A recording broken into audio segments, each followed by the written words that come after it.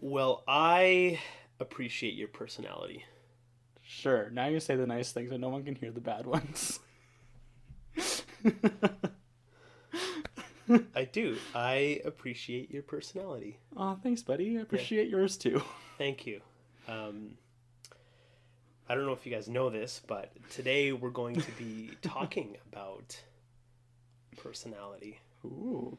Um, yeah, we've been covering stuff. In particular, how to explore your faith. And so we looked at like why that's important. We looked at some of these arenas, as I called them, like knowing your Bible, how to ask questions, the community of the church, serving in God's kingdom. We talked about some other things too. Talked about a few other things. Check out the back catalog.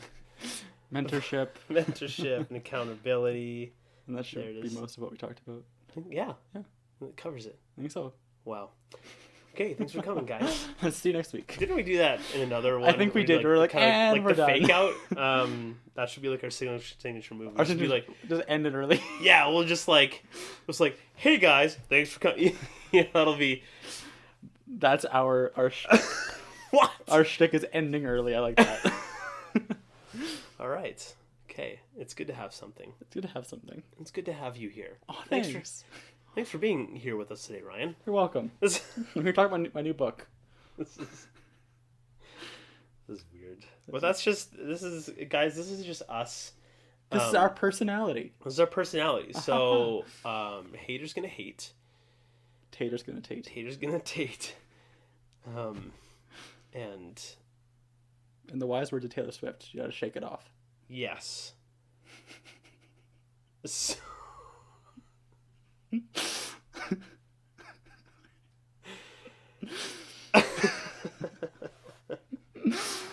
personalities are great because you get people of all types. And personalities like allow each person to kind of interact and behave with the world in a specific way. And the way that this is going to play out for you guys is how you connect with God, right? We told you guys to read your Bible. Well, there's a lot of different ways that you can engage with the Bible, right? And you guys are going to likely find one that works well for you, right? So you have your personality, and you are just, I guess, sort of like bent a certain way that is going to allow you to interact and interface the best in certain situations, right? Yeah, we touched on it a little bit, I think, each of the episodes, how here's a bunch of ideas, but find what works best for you. And I think that is one of our biggest things that we want to have as a takeaway from this entire series, that there's all these important arenas that are required for you to look into in order to own your faith and to make it your own. But all of that is going to look differently depending on who you are and how God made you.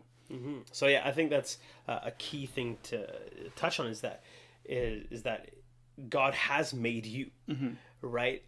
Think of a passage like Psalm 139. It's this great psalm about how God cares about each person that He makes, and you have language where God knows you intimately, like knows your thoughts. He has, and the writer uses, knit me together in my mother's womb, and that is true of all of us. Like God cares about us and has made us all unique and important to His kingdom and to each other, right? So we talked a couple weeks ago about church, right? Or it was probably serving, where we used Corinthians, where it was this analogy of a body, like coming together, all the body pieces coming together and working towards one goal. And that's how the church works, right? Well, God has made you unique, has made your personality, has made the way that you behave and see the world that is going to fit within a church. That church needs. We need your voice, your perspective, and your personality within the church. So I think that's something so cool, that we all have something that God gave us and God created us to bring to the table. Right? I think there's so many different aspects about this unique personality. Like, we talk about this, we say, oh, you have your own personality. And everyone's like, yeah, I know. Like, I'm different than Ben. Ben's different than anybody else here. But like, when I think about these different personality aspects, I think of those personality tests that you hear all about, like the Myers-Briggs, where you're like an ENFJ, an ENFP, all these different things. ENFP over here. Yeah. You think about these like Enneagram tests. Think about those strengths finders. There's all these different ways that like scientifically people have plugged away at to figure out what makes people who they are. And I think that those personality tests, along with some of those like spiritual personality tests, like those spiritual gifts tests, there's like a worship styles test, kind of, there's like a ton of different things. But I think that these are cool to look at, to know about, because they help you to kind of better understand how you yourself behave in the world, but also like how you perceive the world at the same time. Yeah. So while everybody is unique, science has given us this ability to at least like categorize people's behavior and personality. And so it kind of like puts you in this sphere, this realm that, will look, a myriad of different ways, but at least, you probably won't look like it does over here. You'll probably look like all these things over here, right? Like you and I are both extroverts. I'm not very, introvert, very much not an introverts. No, not at all. So we love like being around people and socializing and community, and not that introverts don't, because I know some very like extroverted introverts, but that will look differently than how an introvert behaves, right? And so knowing about your personality will help you discover how best you can connect with God and serve in God's kingdom as well. So, and I think that in order to fully understand that, you need to be willing to put yourself into these environments where you can learn more about yourself.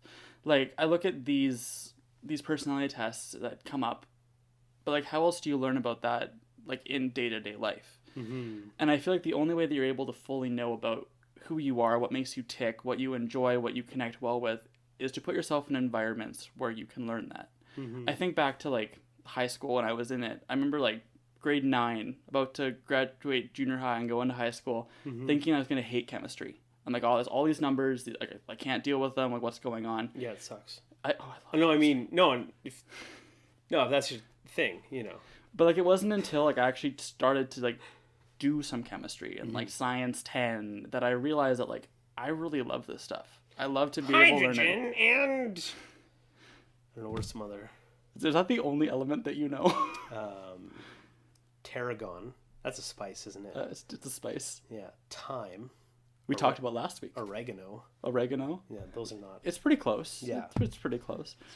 But like, at the end of that, I remember like loving chemistry. It's one of my favorite subjects. It's something that I honestly was thinking about doing for a career. But looking back, before I tried it, I would have never thought I would enjoy it. And I think the same thing applies to the different personality types, these different aspects of the way you live. You don't know what you're good at. You don't know what you enjoy until you actually try it. Yeah. So like taking some sort of like personality test like Myers-Briggs, or, there's 1,000,003 of them online. I think it's a good way to kind of like direct yourself. But sometimes you don't entirely know how that is going to play out, like especially in church where there's a lot of like moving parts, a lot of ways that you can serve and volunteer and take action on your faith in. But it's sort of kind of like a trial and error thing, right? Like we were talking before, but sometimes you are afraid to do something, right? And that's fine. But sometimes you get put in those situations, or maybe you challenge yourself to be in those situations, and you find that you love it and you had no idea, but God knew all the time that you had that in you. And then the flip side of that is sometimes you might try something and be like, whoa, that was not for me. And then you know, right? Like, what's the Thomas Edison quote? It's like, it took him like 250, prototypes or tries to make the light bulb. Right. And someone's like, you failed at making the light bulb 250 times. He's like, no, sir. I just learned that 250 ways not to make a light bulb. I don't know. So polite, too. I don't know if Tommy E talked like that. Good old Tommy E. Good old Tommy. Tommy Ed. Tommy Ed. Tom Ed. Tom Ed? Tom Sorry. Ed. Go ahead. I don't, but it's this idea that like failure is only a failure if you don't learn from the failure, right? So if you're actively like trying new things that fit, to connect with your personality, if you don't learn from it, then that's the failure. But when you learn from those things, like, hey, I didn't like that, on to the next thing. I think that's pretty important, and to also remember that God is leading us too, right, and calling us beyond ourselves, calling us beyond our potential, and to live within that tension too, right, to understand that, to appreciate that, and to hopefully just put yourself in different arenas and stuff like that. You know what the funny thing is that I was hoping that my phone would ring during Did it go off? Yeah, it is. Ooh. Okay, let's do this.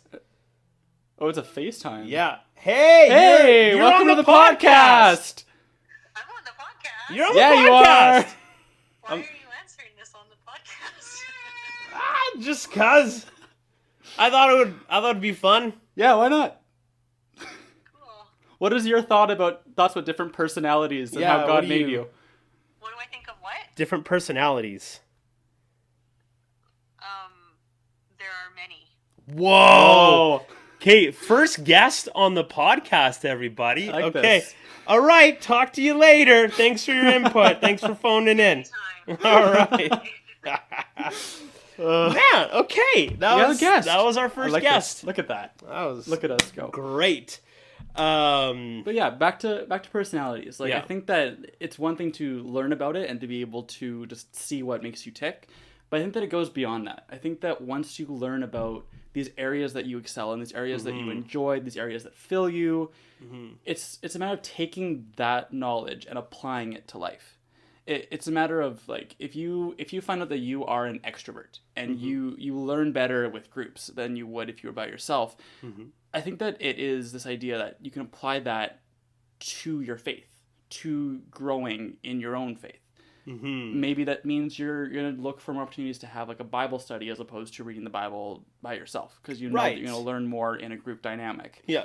Doesn't mean that you're not going to get any information out of reading it by yourself, but just because you know that about yourself, you can then kind of tweak a bit what that looks like for you. You can whittle out some things that aren't for you too, Yeah. and kind of move yourself into some areas that you're going to connect to God with, right? So, and then you make efforts to put yourself into those, right? So there are some practical ways and some spiritual ways that we can do this, right? So practically, I'll just use like myself as an example. My personality, I believe, is more catered towards like auditory learning, as opposed to like sitting and reading, right? So I love doing audiobooks, podcasts. And like whenever we do our small group, and some of you guys in our junior high small group know this, whenever we're like do some scripture reading, we always put the audio Bible on too, and we read along with it, right? So knowing that about my personality, I can use that as I study the Bible as well. And I've actually, like, for sermon prepping and stuff like that, I've actually taken that method so that I can understand the scriptures better that I'm reading and studying and diving into, right? Like I'll go grab a CD player and pop in the audiobook and I'll read along with it, so, and that helps me understand the scriptures better. This is kind of like a practical way that I can connect with God better using the knowledge of my personality. Same with me when it comes down to service aspects. Like I said, I'm this extrovert. I'm this person that likes to be with people, talk with people, share my faith with people.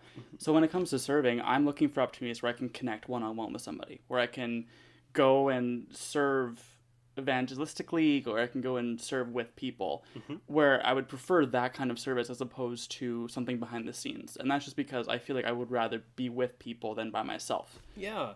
And I think that's the beauty of it too, is that the church in serving needs behind the scenes people. It needs people up front. It needs people in all these kind of different areas, and that's where that body is that beautiful analogy, right? Like, could you imagine if everyone was extroverts and wanted to be up front and with people? Way too much. It'd be way too much. And Paul's like, can the entire body be like a hand? Like, no, because you need like a stomach and feet and Stomachs are important. Stomachs are important. Especially as I like to eat food.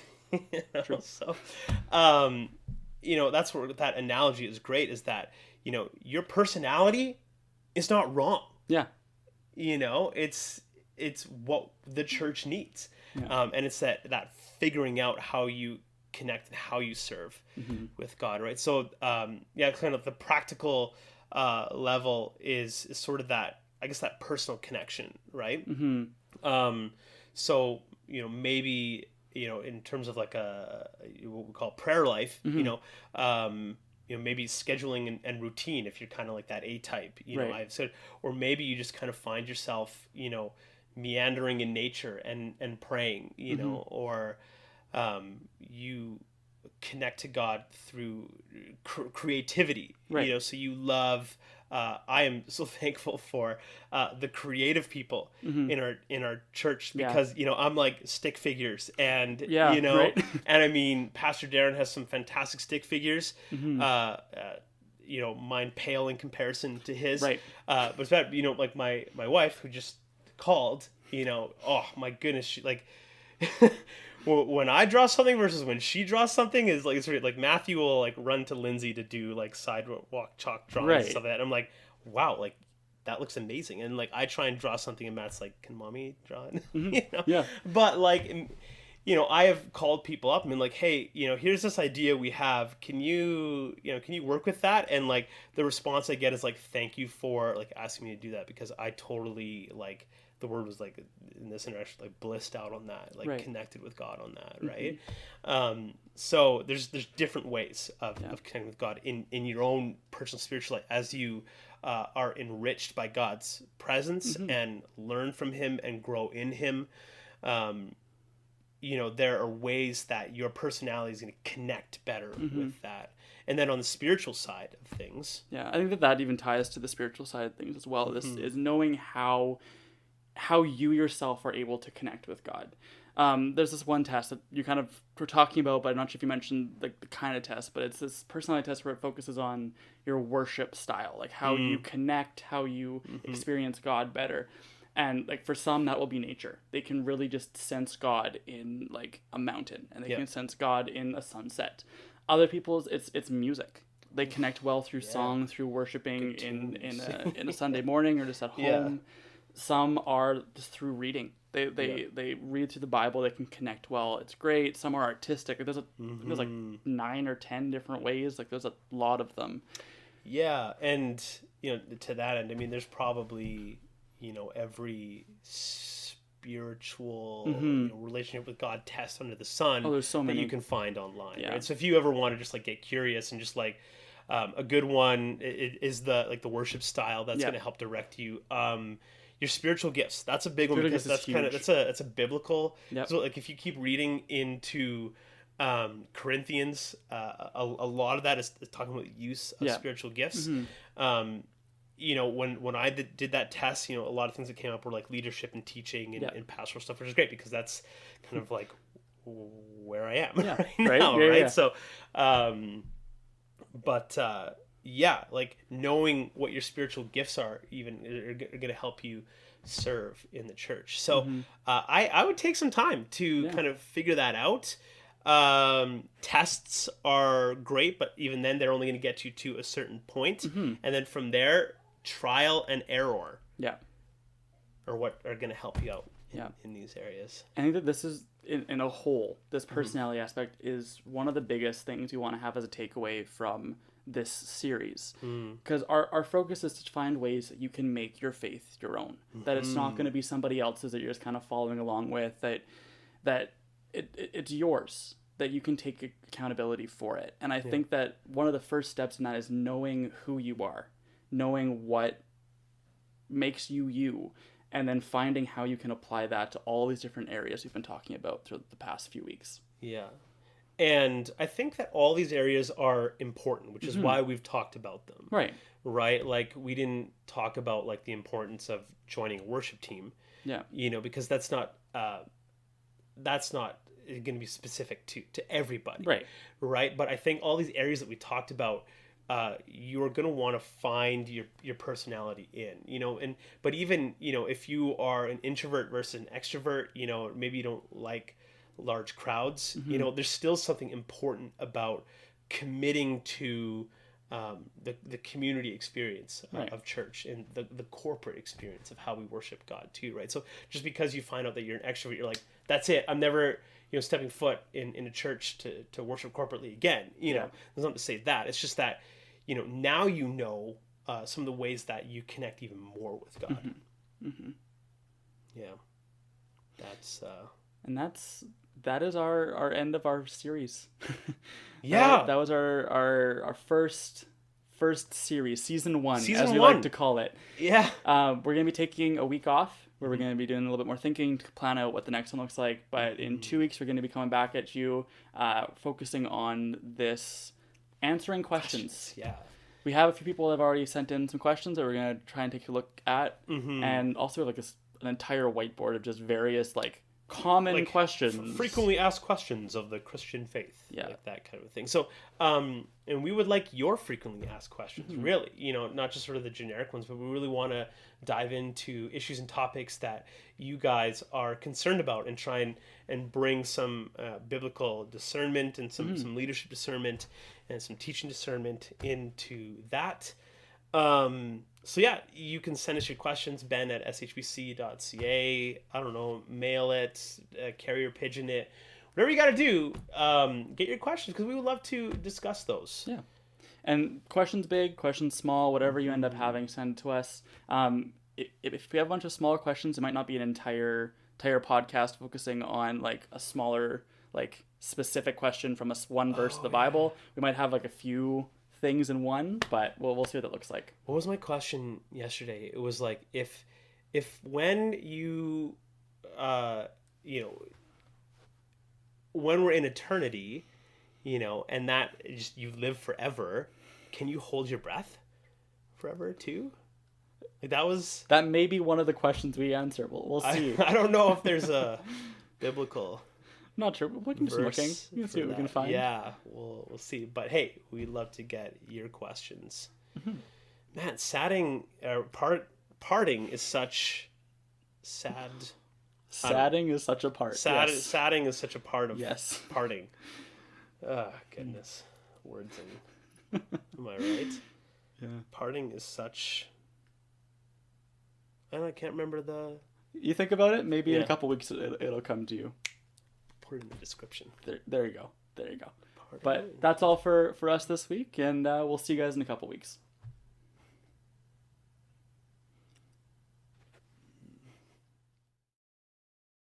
What a zonky podcast, eh? You know, like today I was sort of like, what if someone called me while we were doing the podcast? And it happened. Parting is such sweet despair, sorrow. Good part. What? Killing the game. Or is the game killing us?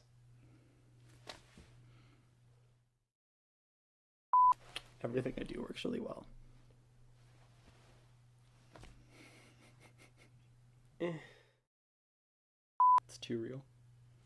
Or is it not real enough? Could it be more real? Is this the... Is this just fantasy? Uh-oh. We get sued for all of our monies. We break the fourth wall and connect like in the middle, like, yeah. Can you believe this guy over here? This guy. Can you believe this guy? Oh. You can see. Rain Gone. is gone. We can't put that in.